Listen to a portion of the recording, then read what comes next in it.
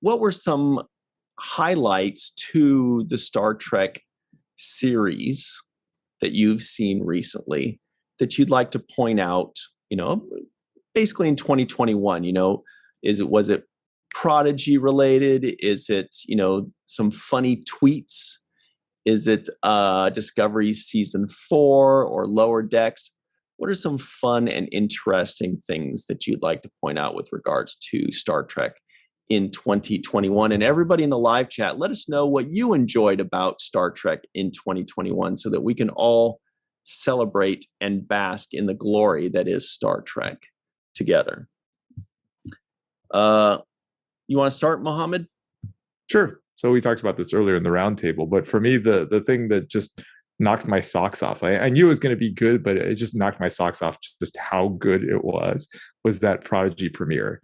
I remember watching it, thinking like, oh my gosh, this is amazing. I mean, I thought it was going to be more of a kid's show, but even though people told me like, oh yes, it's a kid's show, but adults will still enjoy it as well. But it really was like watching a really good, Pixar movie or something like that on there. My whole family loved it too.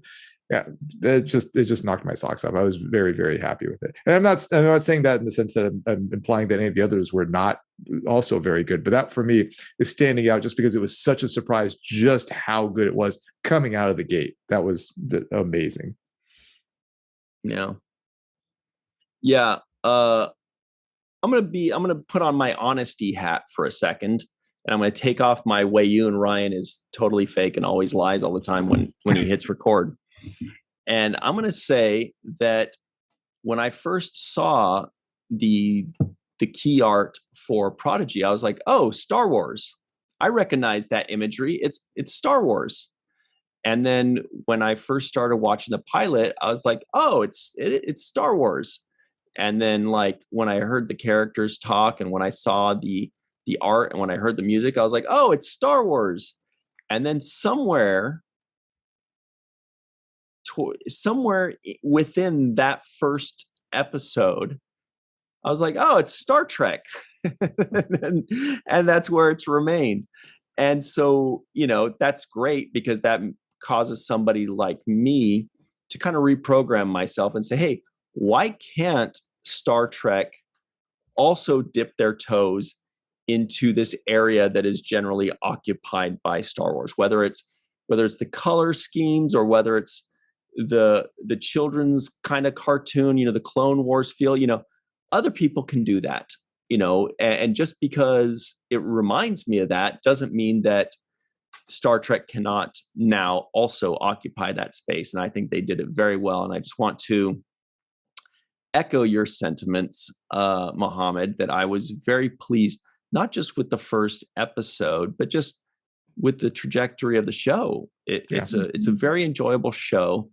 And for those that know me, know that this is a big compliment when I say it's an easy watch, because I'm kind of a tough critic, and some stuff I just can't watch. Sometimes on a different show, on Falling Towers, watch the first, we have to watch these shows, and it's just like a chore. And so I appreciate shows that are easy to watch. They're fun. They're easy. Like, you understand what's going on. You can hide extra meanings in there. You can put Easter eggs. You can do all these things as long as the show is just easy to watch. And then there's just extra stuff as well. And Prodigy is an easy, enjoyable, relaxing, fun watch. And I don't know if that translates to good watch for children, but I would assume, I don't know. Mohammed, you have children. Do children like easy watches, things that are fun and enjoyable? My child's 17 now. It's a little bit of a hard bar. He liked it, but he's not little by any means. But yeah, I mean, thinking of other things, yeah, I mean, if something's really complex, then they're going to be more looking at the animation and action, whereas if it's easy, then they're actually following the plot and maybe enjoying it a little bit more. At least that's my recollection. And I love the color scheme. I love the kids asking for Murph stuffed animals for Christmas, and all the Twitter, like all the tweets from parents, how they like, for some reason, there's still no merch really, unfortunately, to gift children. Merchandise. A lot of people were making their children like Murph plushies, like DIY, and like all of the like tweets with videos of kids like reacting to getting them from Santa. It was so cute, and them hugging their little Murphs. That's definitely a highlight of the year. Like how magical it is to have all these little Trekkies running around, and it like really infuses energy into the fandom. And then also, I don't know if we've mentioned it on the show. It's playing on Nickelodeon now officially for like over a week, I guess. And if you go to the Nickelodeon website, I'm pretty sure you can actually watch a few episodes for free. So if you have children in your life who aren't Paramount Plus subscribers, direct them there and let's convert them. I do want to point out very quickly that Scott Jensen, who again knows his way to my heart, he says Ryan lies about lying, and there's definitely an especially the lies joke in there that I can't quite find, but there's definitely something in there. And Glenn Iverson says Prodigy is definitely a great transition for Star Wars fans who haven't given Star Trek a chance. That's a good point. Anyway, just one. This Faith Howell comment saying, I enjoyed knowing Mohammed Noor got to keep the science accurate in Star Trek. Major Star Trek highlight of the year. That's very sweet. I was actually going to point out Faith Howell's other comment. She said, my students who are second graders love Prodigy. Oh, good. Yeah. Yay. Well, that answers that question. That was Faith. I missed that one. Yep. Oh, yeah, there it is. Second graders. Faith, can you tell us a little bit more about that? I mean, were they laughing at the right points? Were they, screaming about it, or did it just keep their attention, which is hard to do for 7-year-olds? Can you just give us a little bit more information? Because that's very interesting. I don't know any 7-year-olds, so I don't even know what they act like. Said, chat pack and watching Seventh Rule, obviously the NVTC total highlight, but also, where did it go? Oh yeah, Chuck A said, I enjoyed meeting the Seventh Rule at STLV. That was totally going to be one of my highlights too. STLV. We enjoyed meeting you, Chuck. Awesome guy. We really love having him in our chat pack and in our cyber community. Melissa, can you throw some fun information our way about what you enjoyed or what you would like to highlight Star Trek related from 2021? Yeah, I did mention it earlier, but Star Trek Las Vegas was definitely a highlight. It was so fun meeting so many people in person that I hadn't met in person, living in this online pandemic world. So that was really fun. The LA Comic-Con after party, mentioned this as well, as seeing Nichelle Nichols dance and the joy in her face was just incredible. And I'm going to keep gushing about that moment because it was such a beautiful moment. Let's gush about it like forever. Let's never stop. Okay. Because it deserves to go on forever. Check your modem or router connection and try again. That's my gosh. Zora? You stole my joke. Awesome. Side note, I do thank Google when I ask her a question. But anyway, and Bill brought up a highlight that I had forgotten about, but the interview with Terry Farrell on the Seventh Rule was a highlight as well. She's a magical person too. What an amazing human being. Love Terry Farrell. And then as far as shows and what have you, the Seventh Rule was a highlight. Woohoo! This was a highlight. Virtual TrekCon was a highlight. And Lower Decks, love Lower Decks. Especially the little Borg babies, and it's an amazing highlight. That was amazing. I love the little Borg babies, but I have to echo what Mohammed said in that I'm pleasantly surprised by Prodigy, and not just the first episode, but the episodes that I've seen so far. There's great storytelling. There's great character development.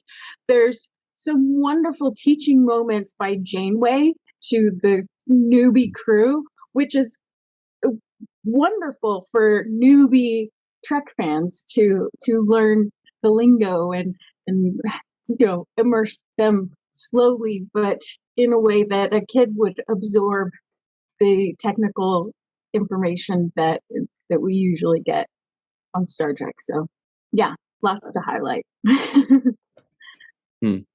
Great stuff. Yeah, lots of great stuff. And Faith follows up. She says that Prodigy kept their attention. Some of them laughed. We have been watching it at lunch. They took our duty-free lunch away. I don't know what that means. Well, that means you have to, like, if you're the teacher, you have to work during lunch instead of having like a lunch person take over. That right? sucks.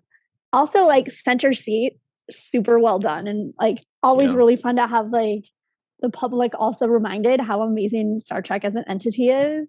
And it was on History Channel for some of the episodes, so like a more mainstream audience, and it just like looks really good for the franchise when there's that kind of exposure. And it was also so well done.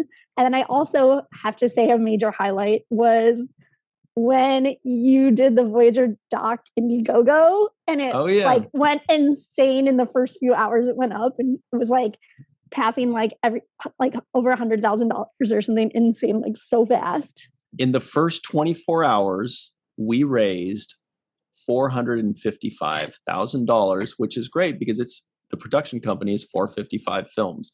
So that's how I remember that. Like I'll never forget that because that was so special. That was great. Yeah. Thanks to everybody that shared and donated and supported and told other people about that, because man alive, we raised a lot of money to make a lot of Voyager fans very happy with an awesome documentary.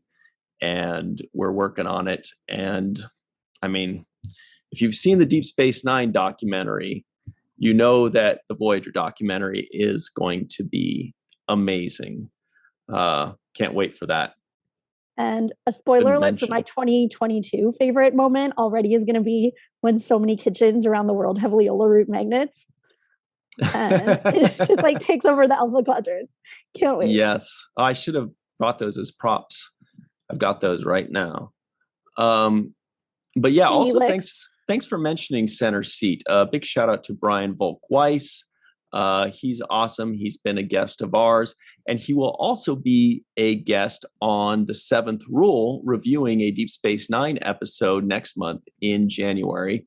So that's going to be awesome. We love that dude. He was great, and he makes great material, and we can't wait to enjoy his company talking about our favorite subject, which is Deep Space Nine and more broadly, Star Trek. So look forward to that, everybody. You know what I liked that hasn't been mentioned, I think, was Star Trek Day. And what I liked about it was how much people put into it. Like they really put in a lot of effort to make sure everybody was safe. We were wearing 9 masks, basically. They had our ears covered. We had elbow pads. You know, they put grass stains on our shoulders. I'm like, does that even help? And they're like, just do it. It's for safety. But they took so many precautions, but they also took all these measures to make sure everybody was happy. You know, they handed out snacks for us that were all, you know, individually wrapped, and they put on a good show, and they had a live orchestra, and they gave us beverages so that we got all giggly. And it was just a really good time. They made announcements. Barack was the Deep Space Nine representative. Brought down the house. So deserved. I really appreciated the amount of work and effort they put into giving us all a fun and pleasant evening that were there, and the people that were watching live online were also having a great time, I'm sure. So big shout out to the people at Star Trek on Paramount Plus for doing that, because that must have been an enormous amount of work, especially with all the COVID stuff. I can't imagine. And I'm glad they were tasked with doing it, because obviously they are capable of handling big tasks. Also, their live virtual premieres, like they just keep giving, and they're so amazing with like fans and interacting on Twitter. And if you do a virtual premiere, sending you like party favors the next day. And I mean, and you at get a one of the shout premieres- out on the virtual premiere of Discovery. Oh no, wait, that was just me.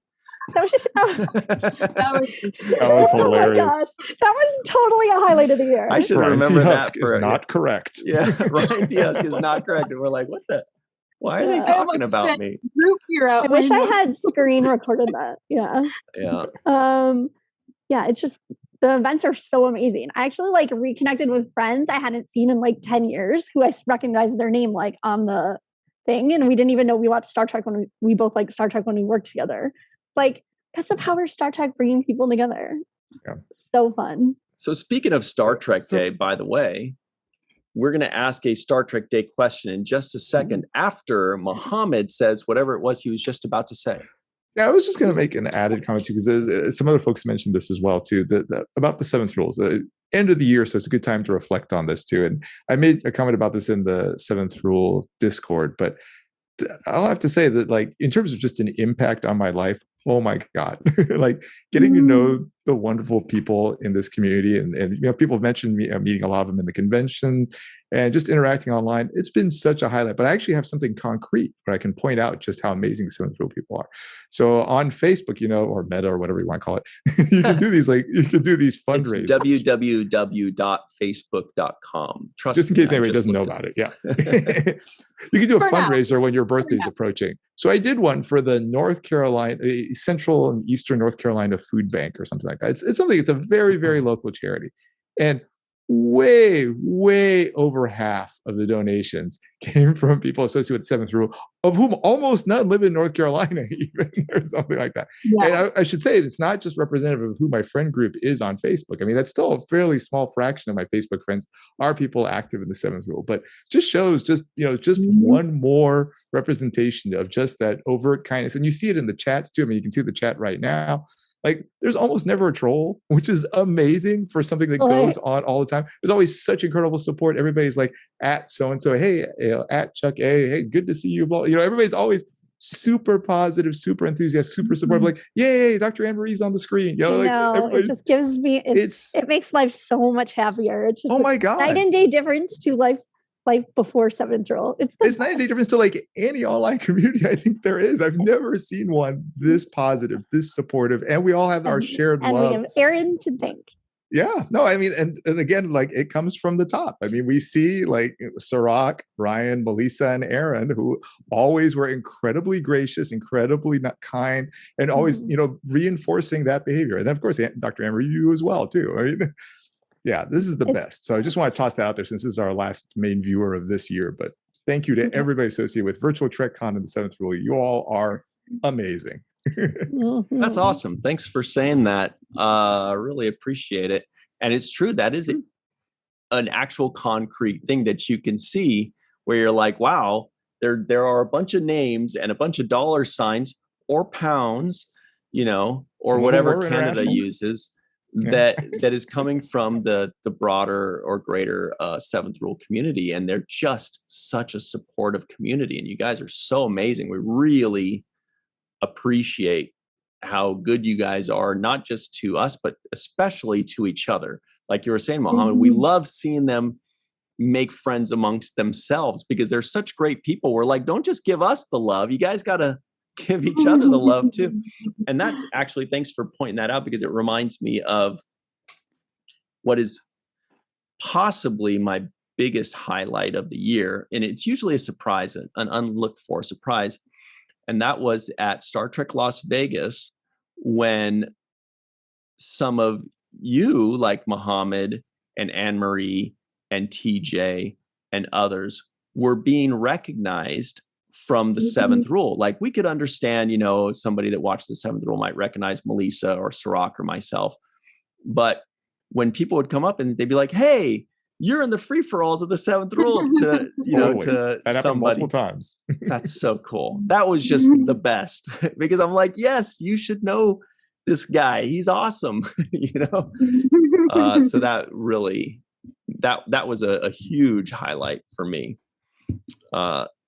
Melissa, do you have anything to add, or were you just soaking up the goodness? I was soaking up the goodness, but yeah, that was a great part of STLV as well, or Star Trek or That's right. whatever Oh it's wait, yeah, called right now. 55 year.